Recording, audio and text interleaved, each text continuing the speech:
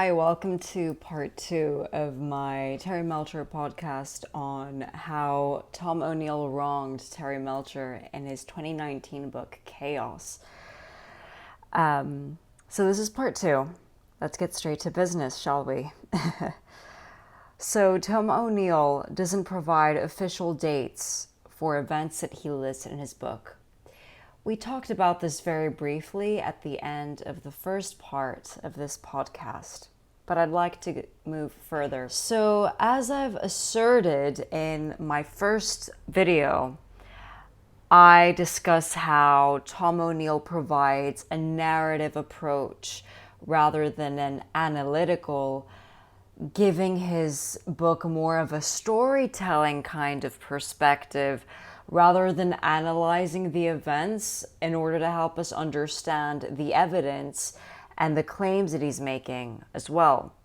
So by maintaining a narrative approach by which he is essentially storytelling, it is very difficult for us to assess what is real and what is false, and that makes it easier for him to propagate his intentional motives behind writing the book and these chapters.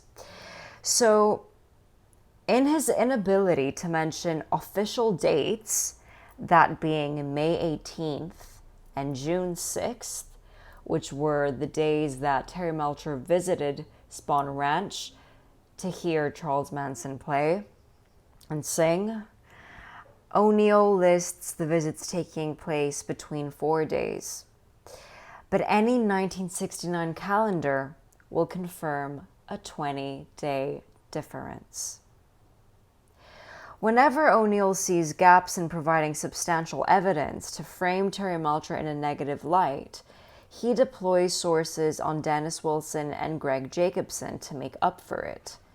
ONeill never provides evidence to prove that Melcher was guilty and or a perpetrator of the crimes. He also tends to shrug it off by providing a condescending sentence to keep readers suspicious. Quote, "Or so he said under oath, anyway," end quote. Had ONeill actually acquire a decent assessment of legal terminology, he wouldn't have jumped into the conclusion that Terry Melcher committed perjury, which is a narrative that he tends to assert in this book. As I have mentioned in the previous video, this is a major problem. You do not accuse just about anyone of perjury. Perjury is a serious crime, and those who commit perjury should be locked up. Okay, so let's go straight to the 23rd of August, 1971, also known as the day in which the Tex Watson trial was held. So, at the trial, in the testimony at least of Terry Melcher's, if you pay close attention to the wording of the questions, which were deliberately asserted by the lawyers, Melcher replies to exactly what he is being asked. When was the next time that you saw Mr. Manson? That was one of the questions. Quote, I'll read it again. When was the next time that you saw Mr. Manson? End quote. So Terry confirms the next time he saw Manson rather than the last time he saw him. So the devil is in the detail here. Tom ONeill tries to make it seem that Terry lied under oath by claiming that the last time he saw Manson was before the murders, that being June 6th. But he was specifically being asked on the May 18th incident for the June 6th incident. And Vincent Bugliosi, who was the prosecutor for the Manson trial, and is quite a character, has very strong Leo energy. A lot of people dislike him. A lot of people call him a narcissist. ONeill tries to destroy him in this book. Bugliosi, regardless of his narcissism or his pride or however we want to label this man, he is the man that prosecuted Charles Manson. He did his job. And, and this is a man who was very smart, very calculating, very astute. He knew what he was getting into, and he knew that he would have benefited from Terry Melcher. He didn't know about the financial struggles that Terry Melcher had with his mother Doris Day. He simply assumed they were filthy rich and thought that he could exploit and get what he wanted out of them. And for this reason, Bugliosi met with Terry Melcher prior to his testimony to assess the questions and discuss what would have been said. I want to remind everyone, this has nothing to do with Melcher, this has to do with Bugliosi. Unlike ONeill, Bugliosi actually had a deadline. And the problem with the Manson trials was that they were going to delay this for years.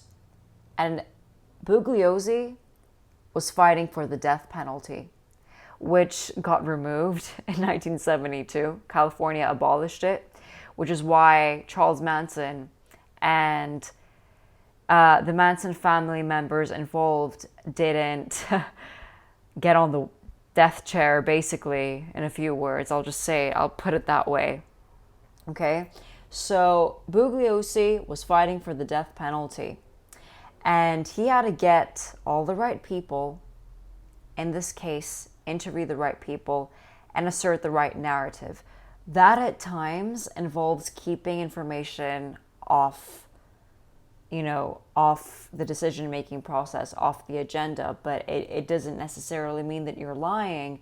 It just means you're manipulating evidence to suit your interests, and that is not necessarily lying. So he asked Terry, when was the next time you saw Charles Manson?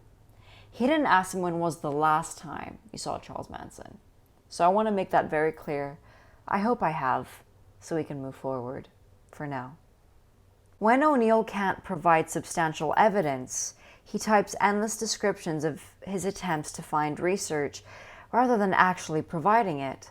But when ONeill doesn't ramble and in fact acquires research from acquaintances, he doesn't consider their level of, well, let's say, subjectivity. Rudy Altobelli is one of them.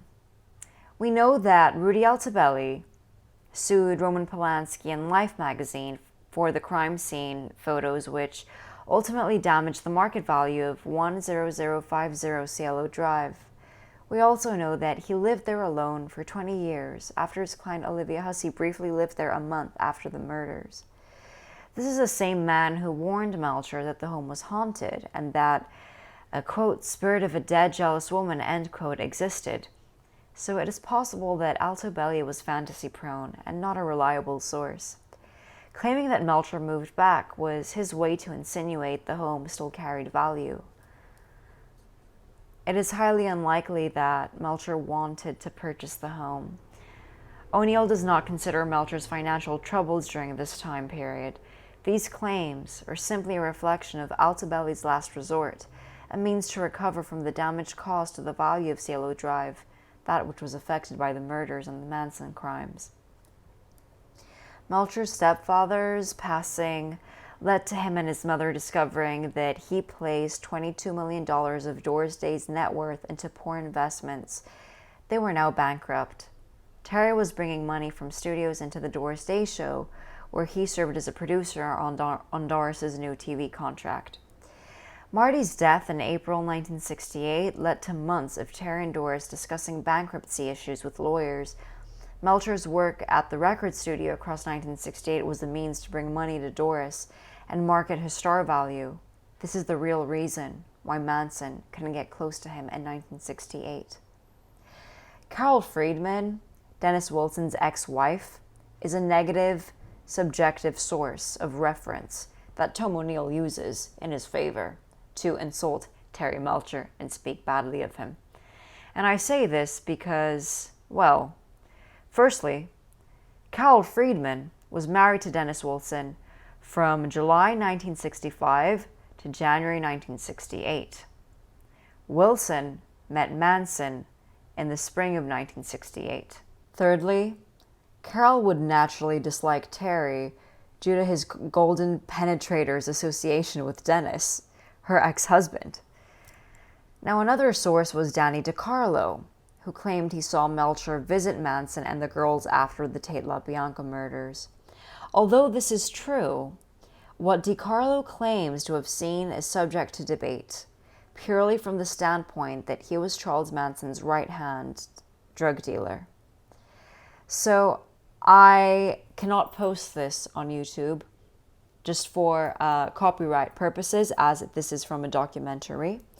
But I will post a Twitter link in my sidebar where you can watch this. So this is an extract from a Charles Manson prison interview where he admits to Terry Melcher wanting to fight. Now, this narrative was not provoked by Danny DiCarlo, and this is why. Firstly, DiCarlo was a straight Satansbiker who enjoyed the free sex, drugs, and girls at his disposal, which were delivered from Manson. Number two, DiCarlo protected Manson from the enemy, the Black Panthers, so they had a mutual interest, other than drugs. And thirdly, DiCarlo is a drug addict, so his memory is unreliable and potentially fantasy-prone. But nonetheless, even if it weren't for the drugs, it is no surprise that DiCarlo provides an embellished picture of Melcher's interaction with Manson after the murders. He uses religious imagery to present Manson as a god to be feared. This was often reenacted by Manson and his followers, so DiCarlo's memory is at question.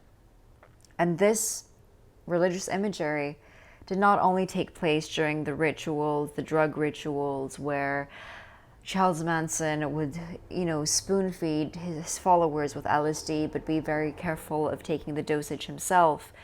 This also took place at the trial itself, where Manson was constantly seen disrupting the trial and the courtroom and standing up and presenting Jesus-like imagery with his movement and mannerisms. DiCarlo's narrative, however, is subjective for the purpose of uplifting Charles Manson's image and feeding on his legacy by presenting him as a powerful cult leader. To construct this narrative into effective use, DiCarlo would inevitably portray Melcher as a prey, but Melcher dismissed this. When ONeill struggles to substantiate further evidence, he fabricates Melcher's words and accuses him of perjury. Quote, said he never once saw Watson inside his house. End quote. This is a failure to abide to the primary source, Terry's 1971 testimony. This raises the question of reliability from Tom ONeill. Thank you for watching the second part of my podcast. I hope this was enjoyable, and I'll see you in the next video.